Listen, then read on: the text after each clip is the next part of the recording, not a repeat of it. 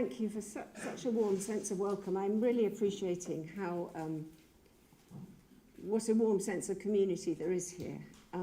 Can people at the back hear me quite well? Yeah. Great, great. I think it's just wonderful that there's such good provision for people to turn for help if they need it in the day, so that's great. I could be in need of it myself, because I do think, I mean, I don't know if Penny found the same, but the process of preparing is another step into, and I'm 67, but you know, it's another step in. And I didn't start late either. I was aware at boarding school it was all wrong. My home was a bit wrong as well, but anyway. So I'm going to talk about relationships, and the sort of journey that I'm looking at is the journey from birth. So I am looking at this era before the boarding school. What's the sort of soil on which boarding school falls, through to relationships, and then how that goes. So I like Charles Spencer's comment here. The trauma was never far away. To survive it, a small but important part of us had to die. And that part was the part that knew how to connect. And that's why the damage that's done by boarding school is so relevant to attachments in later life. So these are the different ages I'm going to look at. And the key thing really is about connection to ourselves, because in order to connect to another in a fulfilling adult relationship, we need to be able to connect to ourselves. The processes go in tandem. If we can make a good enough, if there's a bit inside, then we can connect with another and the two things can heal together. But to some degree, the connection to self has to come first. And that is broken in a boarding experience. So this is a slightly dense side. I think there are we can think of three key points that help us to be ready for relationships. And the first is having a degree of self-worth. Of course, it gets dented by boarding school. If we have a high regard for ourselves, we're likely to see worth in others. If we respect ourselves, we're likely to be respectful to others. And if we respect our own boundaries, we're more ready to respect the boundaries of others. That's always matching this stuff. So that's number one, I'm saying, a degree of self-worth. Second is compassion for self and for others. They're all related, but it's slightly different. And compassion for self involves sensitivity to our feelings and our needs. Attuned to ourselves. Now, this is a big one that gets broken down in boarding school. I'm going to be quoting from this brilliant book, which is on the bookstall. And I'm aware that some of the people who wrote this, an anthology from female boarders, former boarders, about their experiences. So it's effectively about 10 or 12 short memoirs. They're all really beautifully written. And I'm aware that there could be one of the writers who's in the room, so I could be quoting your words in a minute, and I hope that's all right, but it's in a book, so it's there for all of us to use. Why did I go to that at that point? Yes, the connection to ourselves, that has a lot to do with bodies. And to know about who we are and what our feelings are, we need to be able to listen to our bodies, which means finding a kind of stillness to hear what's going on. And actually, in boarding school, we had to learn not to know what was going on inside, that we exactly were trained in an opposite skill. I am a boarding survivor. I sort of always reluctant to sort of get too much into the memoir, because I could stand here for an hour easily and regale you. And I did start very young. And then the third thing is capacity to regulate feelings. It's difficult to have a relationship if we can't, to some degree, manage and tolerate our feelings. It's not about being super calm the whole time. It's about being able to be with our feelings and responsible with them. And taken together, these enable what I'm seeing as three essential relationship skills, being able to repair ruptures, being able to communicate from vulnerability, and being able to compromise. So repair ruptures, I think, is obvious. There are some relationships where people don't have any ruptures. In therapy speak, we would call that a conflict-avoidant relationship. But by definition, these are not secure. And if something goes wrong, there can be a really brittle fracture. And then neither person has the skills for repair. So a secure relationship, there can be quite a bit of friction, but they know how to repair it. And then coming back together is itself a rebonding. Communicating from vulnerability, what I mean there is when someone's upset, being able to share and tell they're upset rather than share secondary disguised feelings. So typically couples come for therapy and one may say, I've been telling him for years, etc., etc. And what they've been telling is they've been criticizing and labeling their partner, not saying, I'm hurt when you turn away from me. It's completely different. All of this I'm going to kind of come back to, but this slide kind of lays out, this is where we'd be heading if we're hoping for a secure relationship. And these are all the things that boarding school interferes with. Some of you will know that picture, and to some it will look, what the hell is that?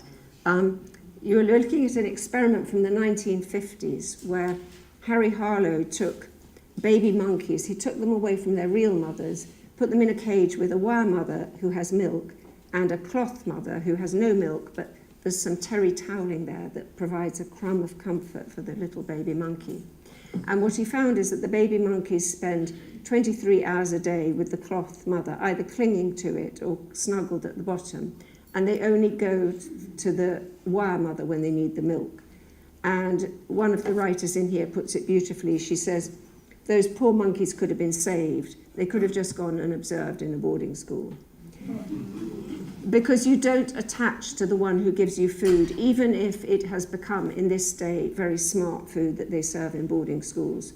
We attach to the one who brings safety. That's what an attachment relationship is.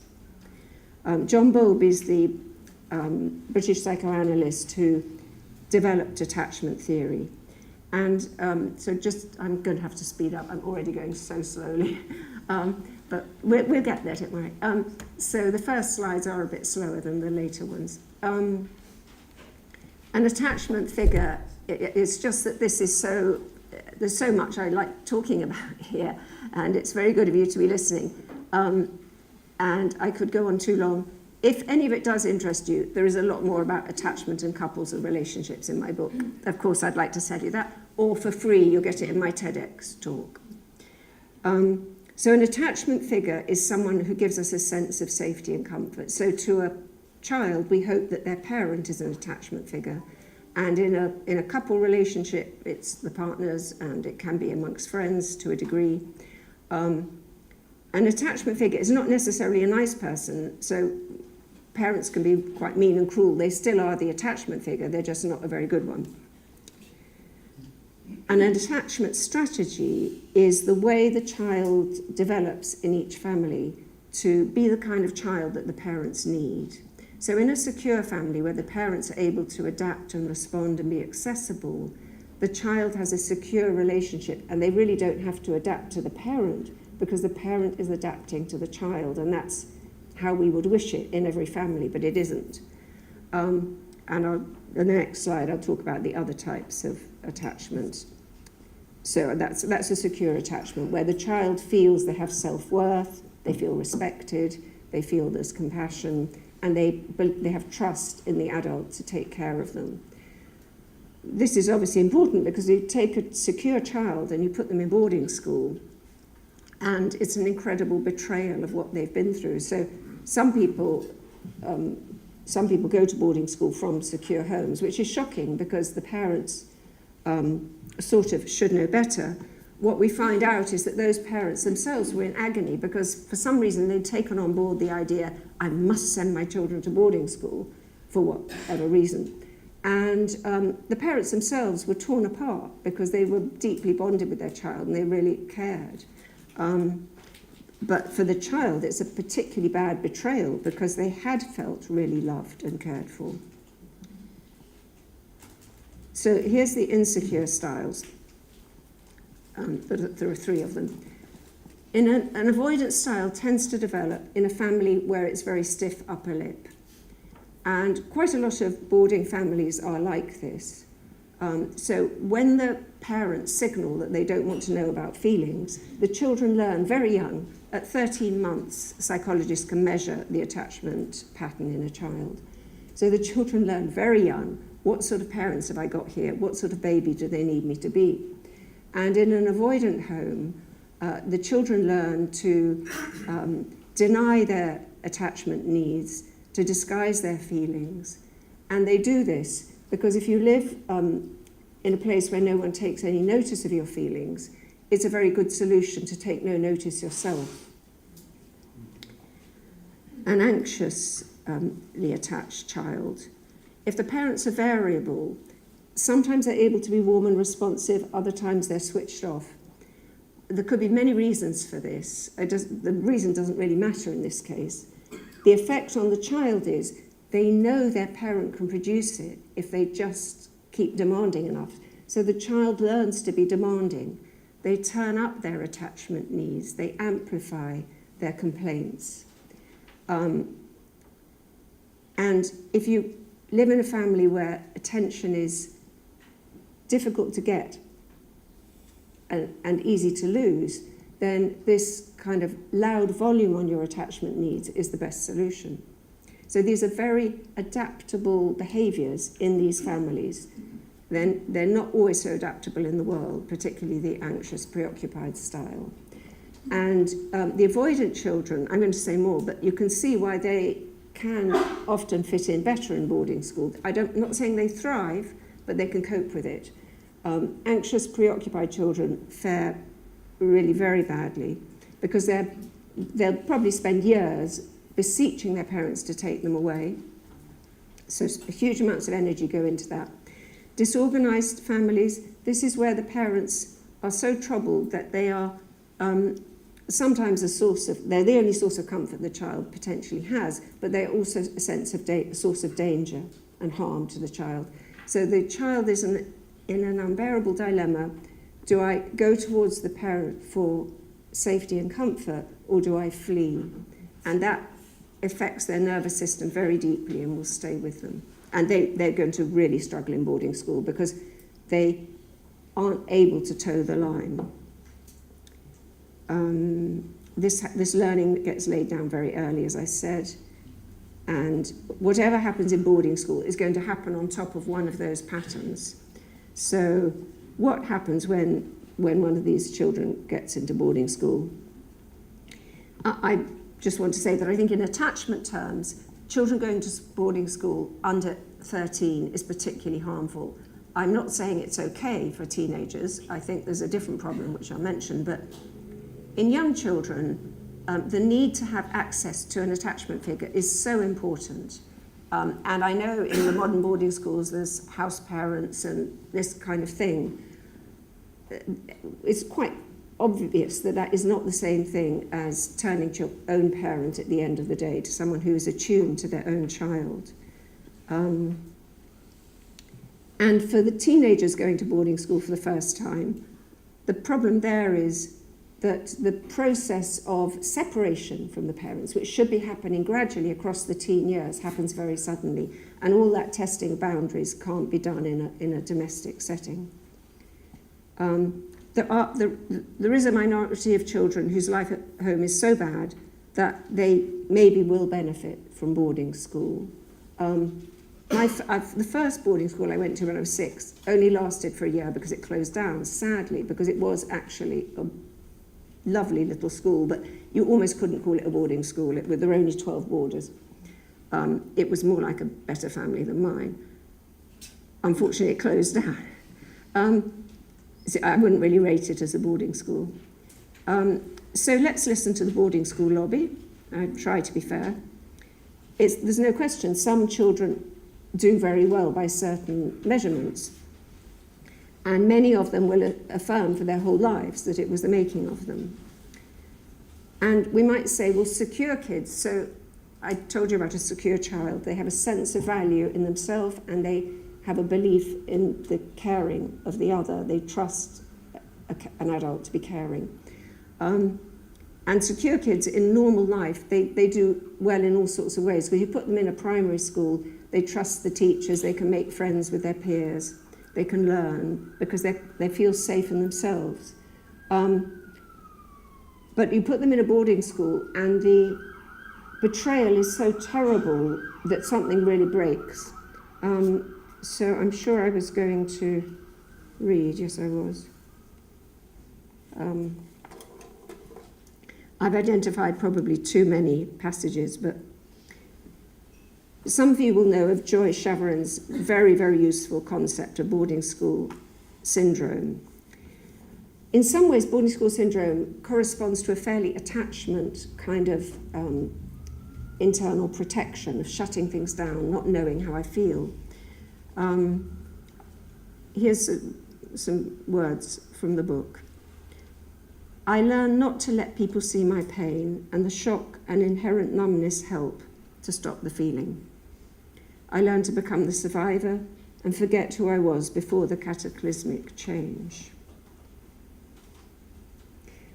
This is something, I've become a bit Instagram enthusiastic, and I read this week, or last week, but it made you stronger. I was a child, I didn't need to be stronger. I needed to be safe. It's very good. Oh, these pictures that I drew to help my process of creating the talk, they're free souvenirs if anyone would like to take on the bookshelf, on the bookstall. So how does an avoidant child cope? Basically all three groups, whatever they were doing before, they're going to do it more because they're trying to feel better, and that whatever they learnt to do, the closing down of the avoidant, the amplifying of the anxious, they'll do it more. But for the avoidant child, more cutting off from real connection to others. From the book again. I arrived from home with a built-in good girl mechanism. So I was already hardwired to behave well, which had served me brilliantly in the past, and being sent away corroborated the evidence. They really didn't care. Life was unsafe. I was on my own. All I had was myself to rely on. That's a particularly avoidant response. A more preoccupied, anxious child will be fretting about how to get the parents to take them away, and will retain some belief and hope that they will. Or for a while, will retain it for a while. So the avoidant child is going to cut off more, and I will keep going quite fast. So the anxious child is really in a terrible predicament. The thing they've always feared, that they haven't really got their parents' attention, that they're going to be abandoned, it's happened. So that's catastrophic.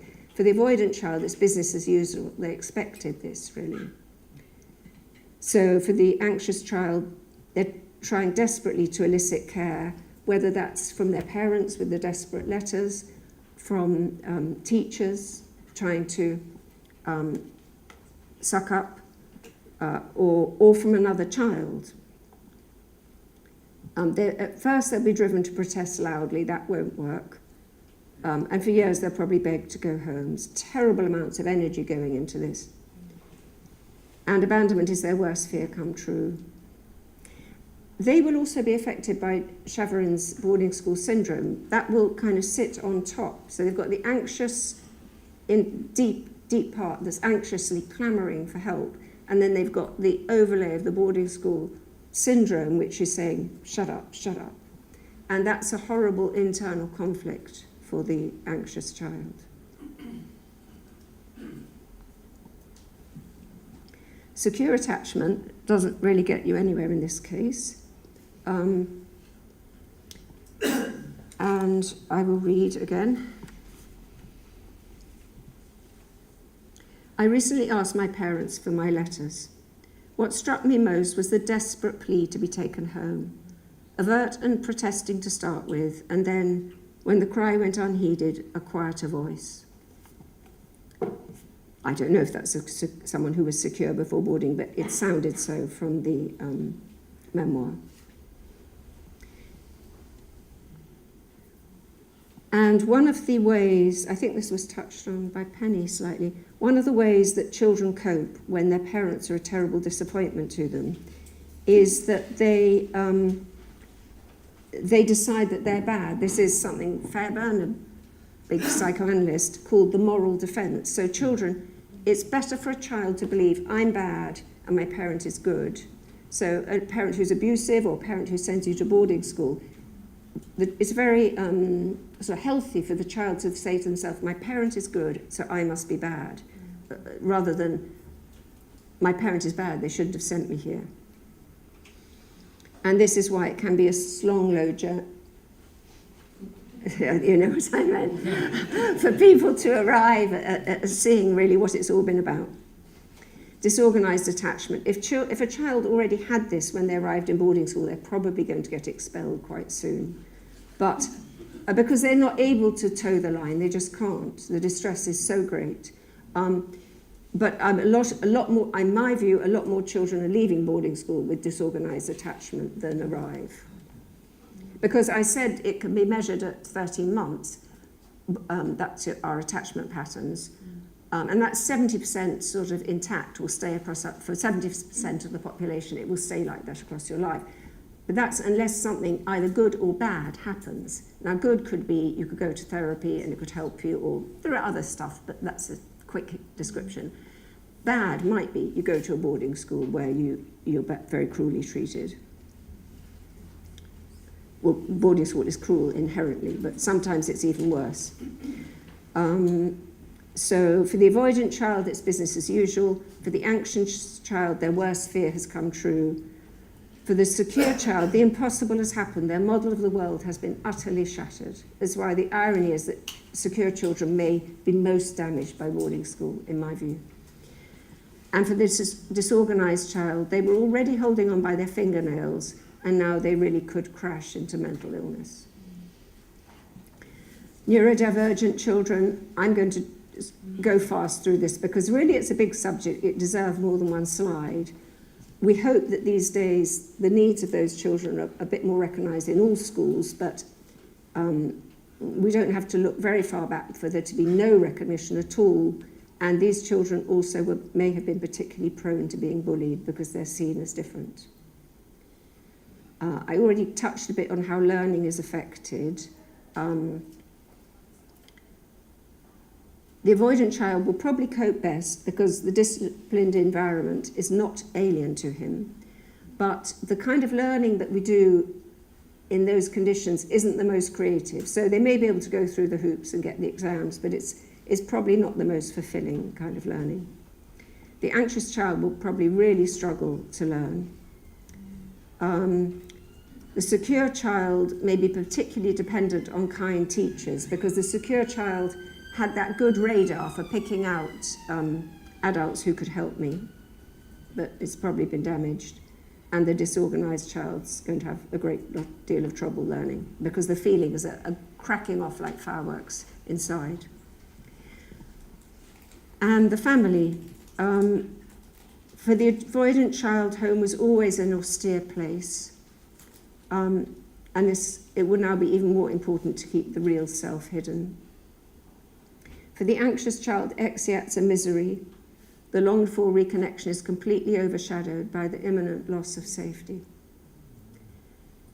And for the secure child, the bewilderment and pain of abandonment are deepened by these fragments of renewed hope and betrayal.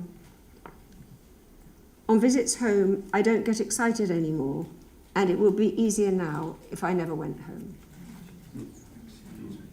It's a very, very good book. I'm going to speak very briefly on abuse, partly because what I'm really looking at in terms of attachment is the damage that's done by the everyday bits of boarding school, which are kind of meant to be good for you.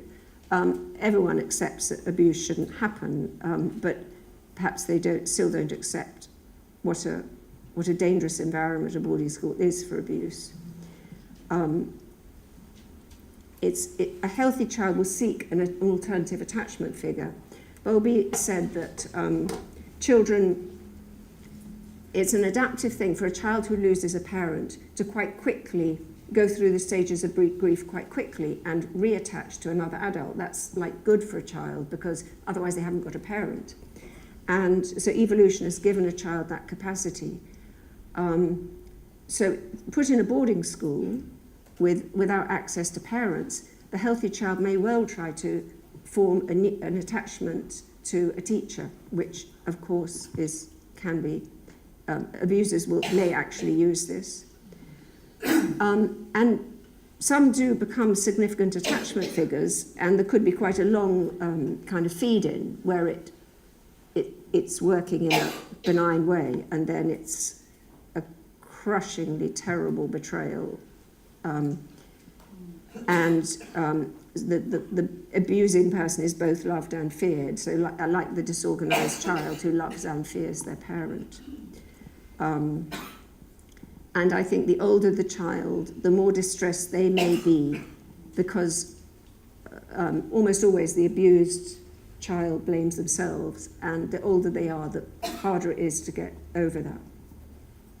And that's a very big part of the damage, the self-blame. So after abuse, an avoidant child will probably find it, I would say, vanishingly small chance of them finding help for a long time. An anxious child may show their distress, but in ways that are called acting out, as in sort of being very difficult. They may not be able to go and tell someone what's happened, but their behaviour may signal for those who can read and decode the behaviour that something is amiss. A secure child may be slightly better placed to seek help. But clearly it's going to be a very profound and lasting damage. As is bullying. I think bullying, I feel it gets sort of presented as second fiddle because abuse makes, obviously it makes its mark on the general population. Bullying, well, that happens everywhere, doesn't it? I know now with social media that bullying goes on 24 hours for day school children, but still, I think this is a lot worse in a boarding school. I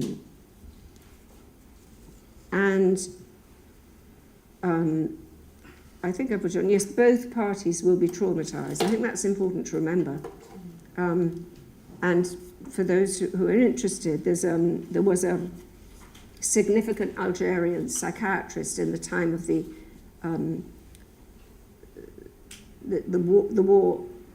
war against France to get independence, called Fanon, and he writes wonderfully about, because he treated people from both sides. He was treating people who'd been tortured and abused by the French authorities, and he also treated the French gendarmerie and people who were becoming very traumatized by what they were doing.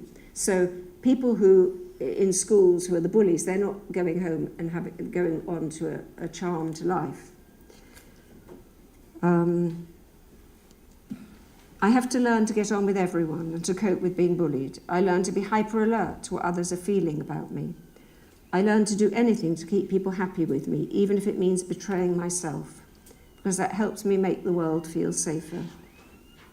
I learn to find ways that make me feel I have some control, even if the reality is that I'm helpless. In many ways, I think grief is the whole sort of response to boarding. It's about loss and grief. And I have been touching on that as we go along. Boarding school friendships, I like this. I asked AI about friendships formed in battle, and this is what it said. These friendships are often characterized by deep emotional bonds that arise from shared experiences, hardships, and then unique circumstances of military service. So there you have it. Good friendships can be made, but that's why we're on a battlefield. But not everyone comes away with those magic friendships. And people have to get by trying to belong in very painful ways. Addictions is one of them. So falling in love, you have to look in my TEDx or book more for that. After that, sorry, I can't help it. Go follow my Instagram, that's free, I'm always covering it. And on my website, there are free PDFs you can download. But still buy the book if you can. After the honeymoon, well, this is stuff I've said really. If I have low self-regard, if I can't connect to my own feelings, if I don't respect my own boundaries, it's not going to go well. We know that. In a secure relationship, partners are a secure attachment figure for each other, and that takes building over the years. That takes a lot of work. But pursuer-withdrawer is the most common pattern in insecure couples. Well, you don't have to be very insecure to have that pattern. I haven't got time, have I? How many more slides? So we'll skip that one. Right.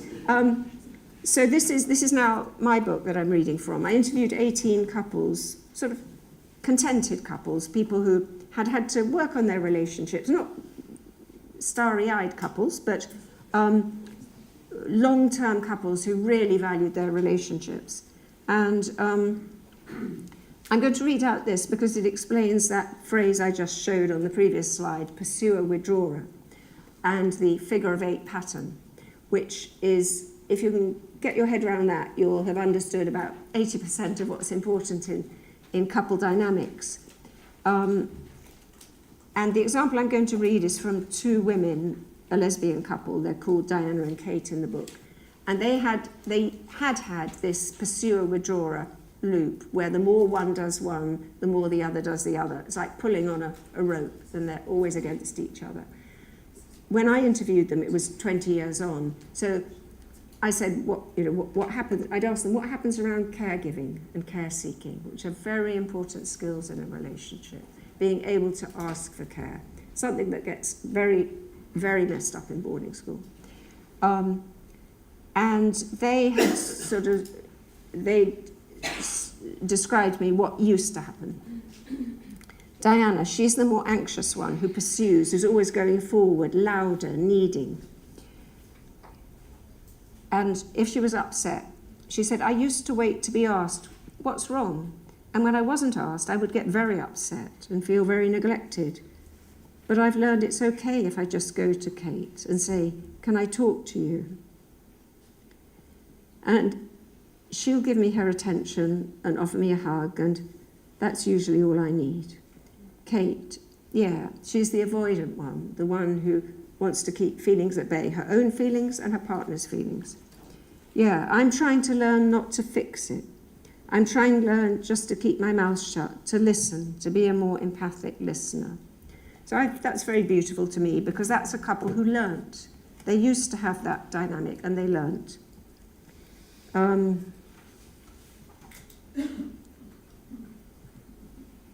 This is, I'm going to go fast. So here we're joining up back to the beginning. I'm sort of working on the basis that, say there's been a relationship that's gone wrong. How do we know we're ready for a new relationship? And when there's more regard for self-worth, and regard for the other, compassion for self and other. This is just the first page over again, proceed. And capacity to regulate feelings.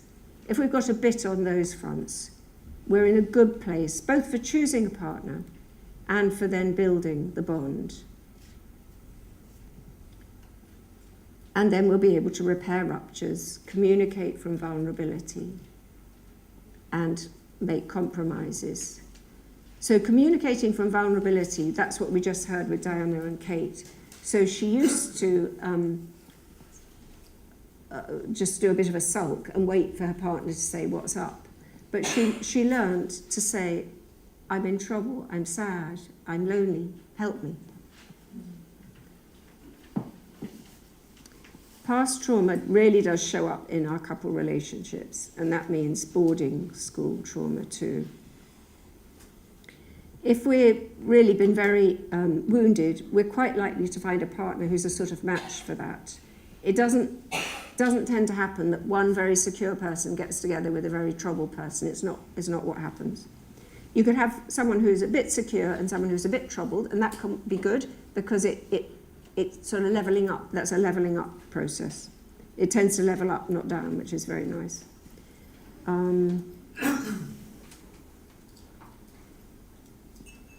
Some of the after effects of just the regular trauma of loss of connection, loss of attachment, loss of a connection in boarding school.